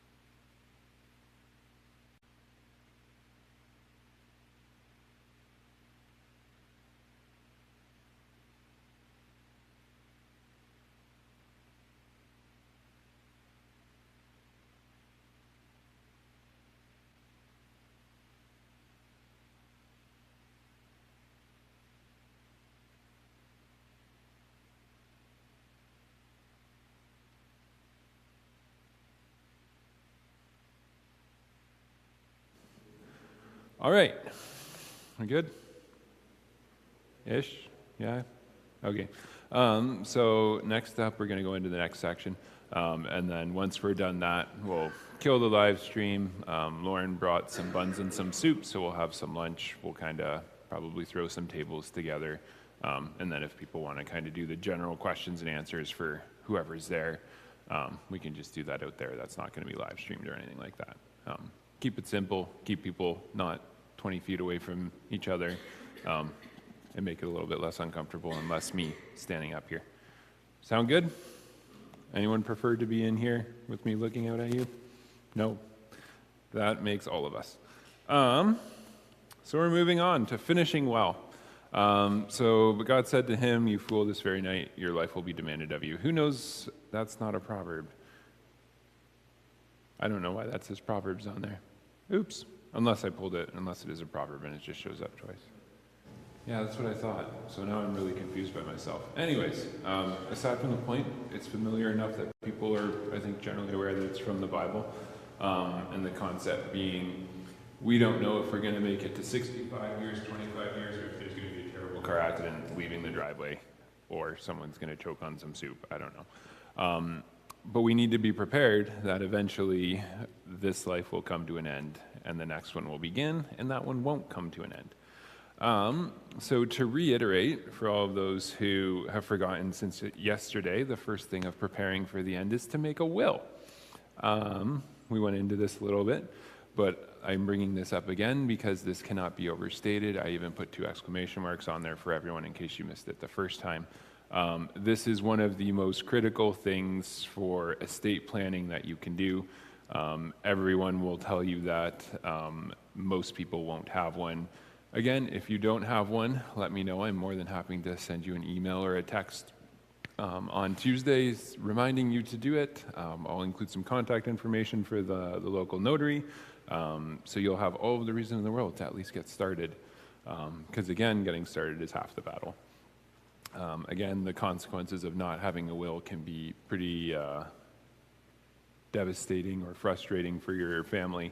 The last thing they want to be dealing with when they're grieving your loss is trying to figure out what's going on with all of this stuff and where money is and all of those wonderful things.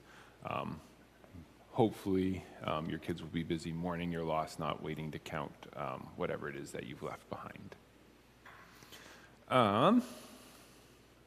So, how do we prepare for the inevitable?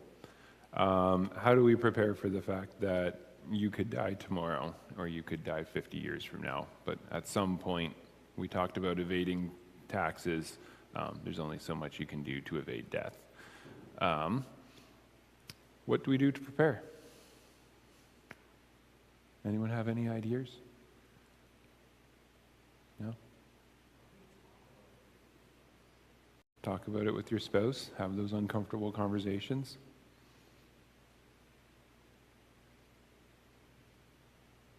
Anyone else?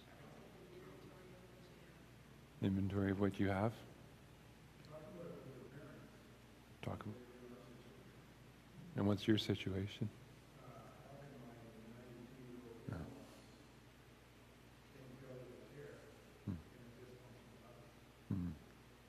Yeah, talk about it with your parents before they hit that point. Some parents don't like talking about that, I'll tell you that much. But it's a conversation that you can have now or you can have when everything's going haywire. Anything else? So one of the first things that I'm going to point out is before you meet your demise, you still need to make things happen. So find joy in your work. This is something that I haven't touched on yet, but I think it's always an important thing to talk about. You're going to do your job. Most people will do it for a minimum 8 hours a day, 5 days a week, 50 weeks a year. What is it, 45, 47 years at least of their life. Massive chunk of your life, massive amount of spillover that's going to have in your family. So try to find joy in it. Sometimes that means if you're in a really, really bad situation, it might be time to look at shifting out of it. Sometimes it means looking at your situation and trying to figure out how you can find joy in what you're doing. Because sometimes the issue isn't the circumstance, it's our mentality. So being intentional about, finding pride in your work, trying to get along with people, all of those wonderful, fun things. Ecclesiastes, again, one of my favorite books of the Bible, touches very heavily on it. Everything that you're accumulating isn't going to make you happy. Try to find joy in what you're doing. Next up, again, in the context of this life will end, there will be eternity afterwards. So one of the best things you can also do is be living generously. Again, I mentioned it before, but I'll bring it up again. Saving up money to give after you're no longer with us. Well, there's a noble aspect to it. You've got to ask yourself, is that the primary thing that I'm called to do with this stuff? Is that truly living generously if you're just going to give it away when you no longer have any use for it? Are you really being free with what you've been given? So again, living generously, you begin building for the future life on a foundation that is probably going to be a little bit better than if you're always being stingy with what you give to causes and stuff like that. And again, we also talked about you can do more than just your finances. You can give with your time, you can give with your talents, you can give with your expertise, and all of those things, whether it's helping around the church, volunteering for causes, visiting old people, even just loving your kids and being generous with your time with them and showing them that you care about them, because they're one of the biggest legacies that you're going to leave behind is the impact you had on your children. The Bible talks about when it talks about, the sins of the father to the third and fourth generation, but God's love to 1,000 generations of those who love him. The next step is to consider your legacy. So this is, again, be intentional, knowing that this is something that's coming, whether that legacy is what you're leaving behind financially or what you're leaving behind spiritually or emotionally with your children. Think about the consequences of your actions, both today, tomorrow, next year, 5 years, 50 years, 100 years, 1,000 years down the road. Don't become obsessed with it. Obviously, you've still got to live your life. But again, the intentionality aspect of how we live is a really big part of what I'm trying to get at over these couple days. Is there anything I'm missing on here that anyone might have? Anything else that they would recommend considering when we're thinking about this sort of stuff? It's kind of a big topic. It's a little bit later in the morning at least. Maybe slightly more interesting to people than tax. I'm not sure. No.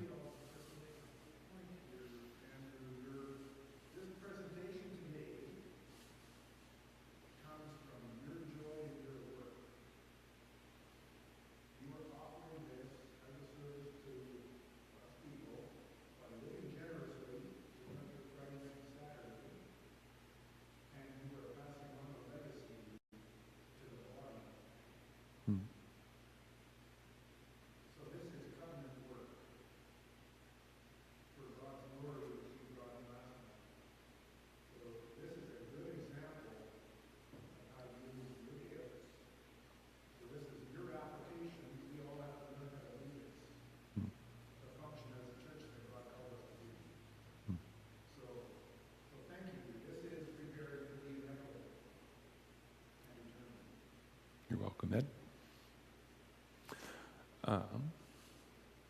Anyone else? No? Tony, you look like you're going to say something, or? What are we missing? I'm asking, am I missing anything? I don't know everything, Tony, so. No? You think that's good? Okay.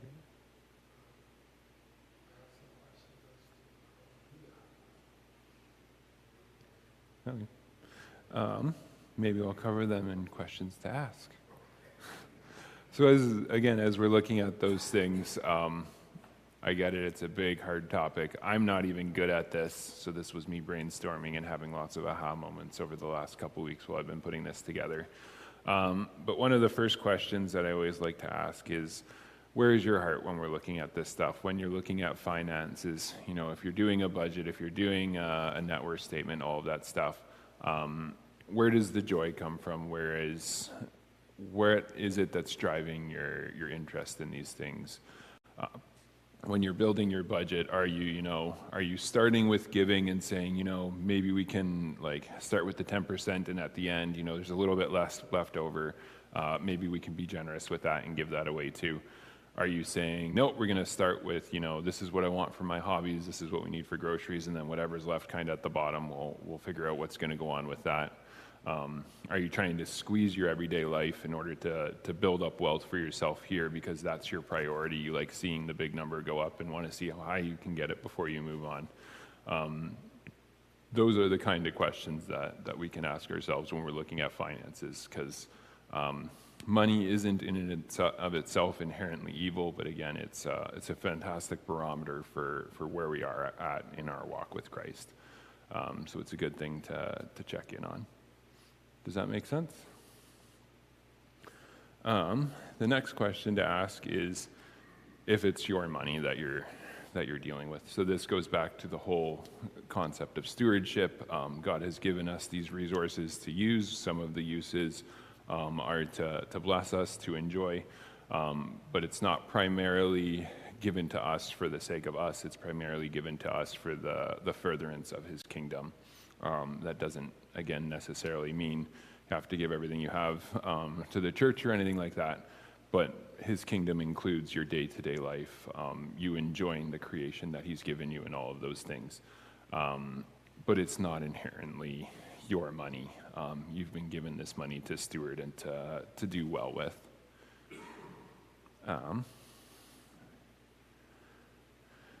The next question is, what is your identity?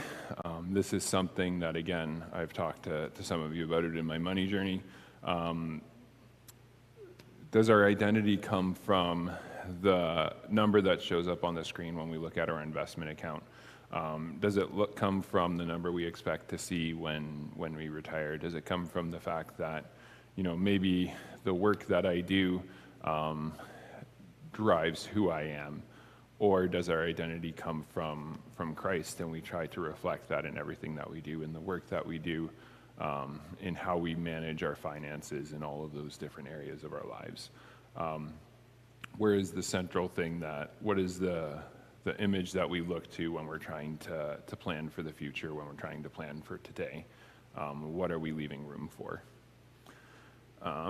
Next question you can ask yourself is, what does your approach to money say about you? Again, one of the things with building a budget is you get to see what it is that matters to you.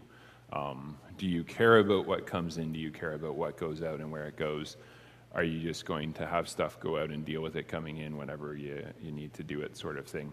Are you planning ahead? Are you being intentional with what you've been given? Are you kind of living frivolously? All of those different questions. Again, not something I'm going to ask you guys to answer, because these are really personal questions. But especially if you're in a relationship and you're sharing money, it's good to kind of go through those as individuals and then kind of work together and say, well, what do we want to do as a couple? Because maybe one of you has more interest in having really nice things in your house. Maybe one of you has more interest in having really nice things in your driveway. And to have those discussions, say, what are we going to prioritize? Am I loving my spouse with how we're setting up our finances, or am I ignoring my spouse and her concerns or his concerns in order to have what I want? And if you're single and if you're in a relationship, are you worried about what Christ thinks about how you're using what he's given you? So what do I really need is another question. We talked about this briefly when we were talking about budgeting, and we said, 50% for needs, 30% for wants, 20% for saving and paying off debts. So one of the things that is really prevalent in our society, especially because it's really consumeristic, is there's very much an approach of you need a lot of things. You need the latest iPhone. You need a really nice fast data plan. You need good internet. You need, the latest game controller and game console and the latest video games and the biggest TV that you can have and all of these things. But to actually step back and say, I've been given, what am I actually stewarding, and how am I stewarding it? Again, there's nothing wrong with spending on things that you want. I do think God's given us that in order to enjoy what He's given and the world that He's given us. But are you starting with wants or are you starting with needs? Are you starting with fulfilling things that make you feel like you're really enjoying the money all of the time, or are you starting with things that are really priorities and are kind of essential things? Again, both short-term and long-term. And then the last kind of question is, who do I want to say to me, well done, good and faithful servant? So with this, again, when we look at our work, is it that we're focusing on pleasing our boss? Are we taking shortcuts with the client because we know our boss is going to be happier because he's going to make an extra couple bucks on the job?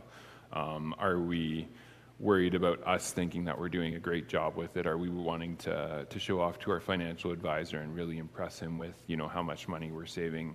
Are we wanting to talk to the internet about, I have no money and this is a horrible thing and woe is me, so that they tell you, what, you're doing okay? Or are we setting up our lives and our finances in a way that at the end Christ will look back and say, well done, good and faithful servant. I've trusted you with the little, now I will entrust you with much.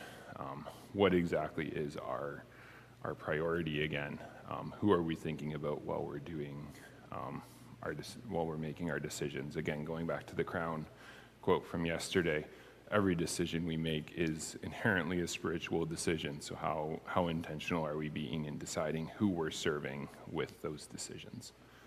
Does that make sense?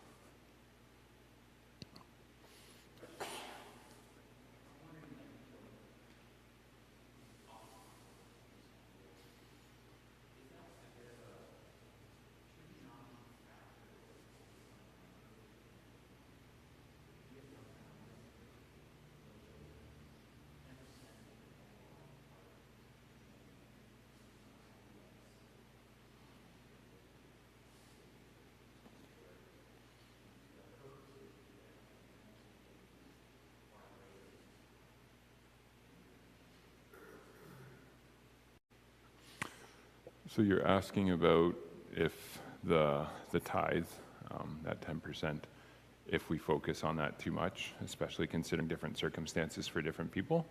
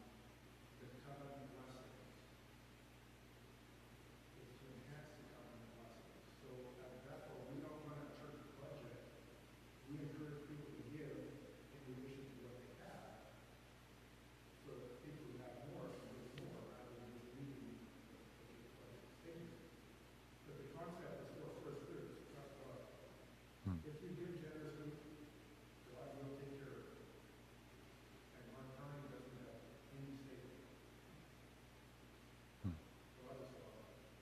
Yeah, so trust God even, especially when it's hard.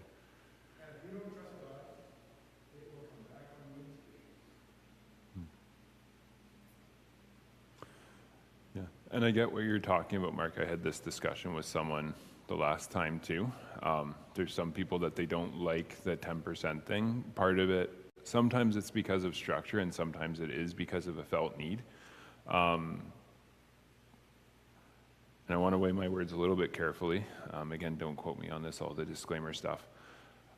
My personal opinion is if you are in a position where giving up 10% of your income is going to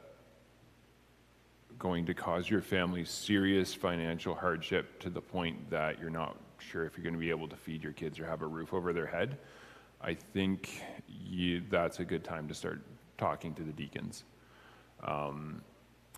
That being said, I'm also thinking back to, when our grandparents and stuff like that, maybe some of your parents came from Holland, they came and they had basically nothing.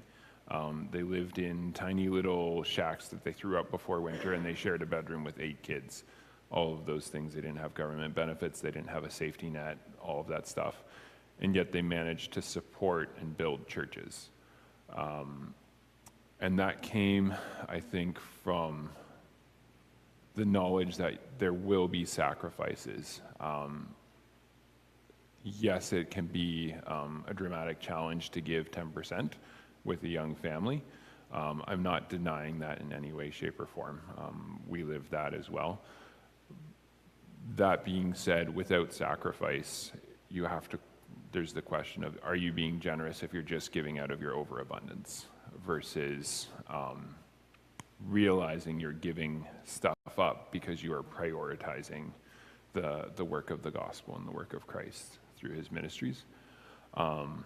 Also, that being said, I know of individuals who they might not, I know of individuals who make a lot of money who they go well above and beyond the 10%, and I know of individuals who don't make as much money, and instead of giving 10% of their money, they give 10% or more of their time to supporting Christ's work, whether that's helping around the church, whether that's being involved in different causes and stuff like that.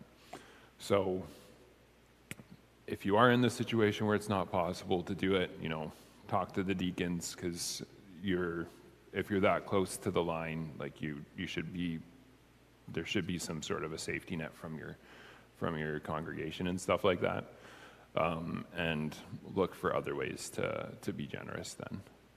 Does that make sense?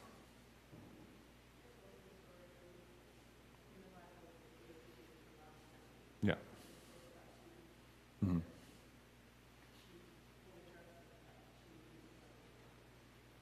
Yeah, the widow and giving her last pennies and giving out of her poverty when all of the apostles were looking at how all of the money the rich people were giving.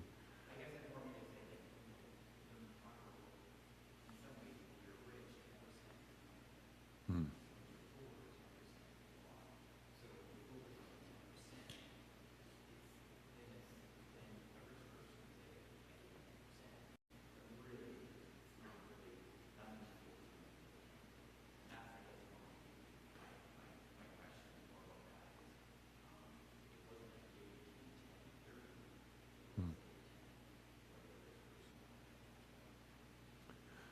Again, I'm kind of talking general numbers. When it comes to finances, that's between you, if you're married, your spouse, and God.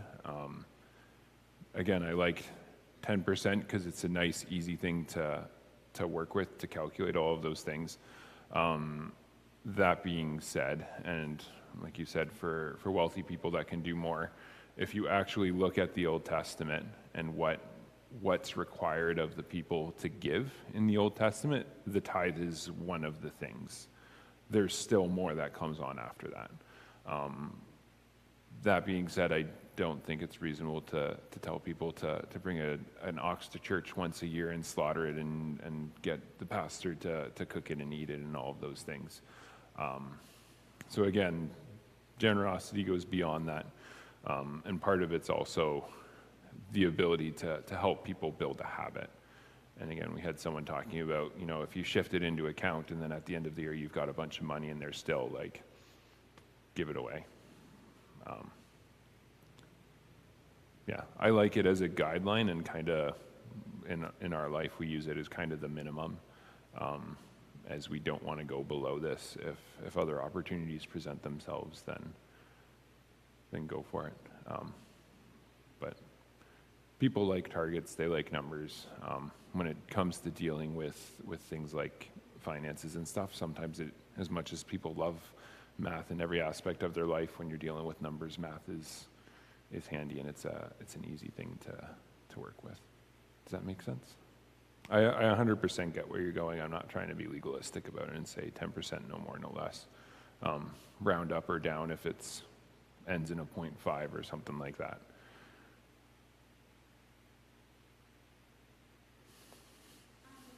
In regards to it being 10%, I don't think that's the goal of what is being said. The goal is to have a heart posture that is giving first, Hmm. like off the top. So when you make your budget, tithe is the first money. Because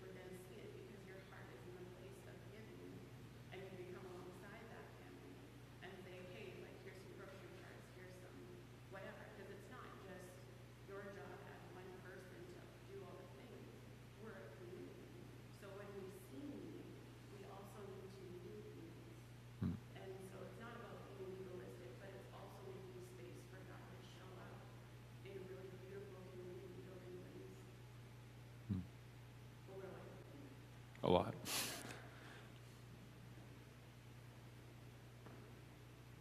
Is that good? Ed?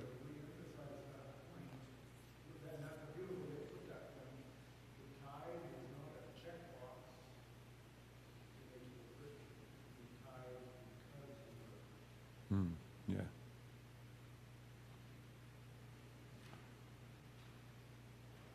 Any other thoughts on this?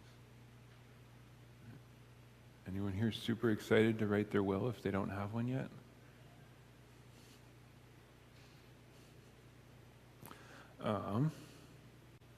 And then this is kind of the last one, so I'll go grab the... I was telling Lauren when I was getting this thing ready, I was like, haha, Kelvin doesn't realize we're going to have props in our church today. But I think everyone here saw it. You've probably seen this before. But the reminder about the rope, like everything we're talking about is going on over here. But what are we doing to prepare for all of this, for what's going to come, for what's going to be in eternity?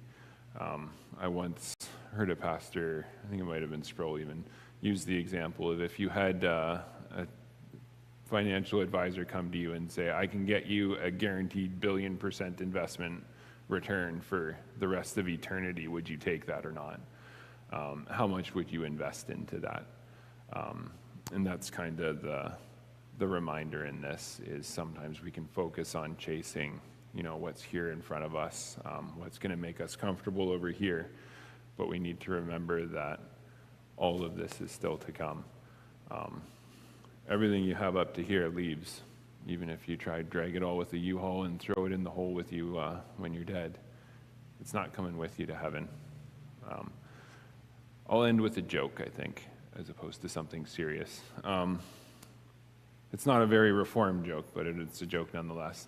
So there's a guy, he dies, and he's climbing up the stairs to the pearly gates, and he's lugging this big, heavy suitcase with him. And St. Peter sees him coming, and he's just like, man, what is in that suitcase? And he sees this guy, and he's got eternity, so he takes 30 years of 1 step, 2 steps. So he finally gets to the pearly gates, and St. Peter's like, okay, yeah, your name's on the list, you're good to go, but I gotta ask, what's in the suitcase? And this guy has a giant smile on his face, and he opens it up, and he starts pulling out all of this gold bullion, and he's like, this is what I dragged. And Peter looks at him, he's like, you did all that work to bring pavement? Anyways, that's the end.